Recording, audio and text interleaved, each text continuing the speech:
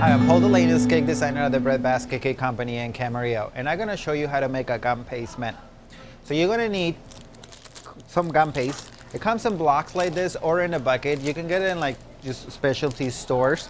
So then you're going to start coloring them. You can put a little bit of pink and a little bit of brown to make the skin tone, and you can always use different colors for like the pants or the clothes. Depends how detailed you wanted it to be. On the face, I like to spend a little more detail because that's kind of what everybody focuses on. So on this one, just to make it more fun, we're gonna do an old looking man. So we're gonna make sure that has a big nose, the chin with no teeth, and like big ears. So that's how we're gonna start working on it.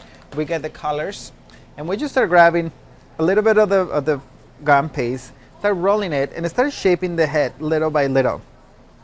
When you get the shape that you desire, then you just grab another ball and start doing the kind of like a flattish a little bit, and then you put it for the jaw. You put those together, then we get another one at the nose, and little by little, like I said, you start detailing the man. And this is how you make a man with gum paste.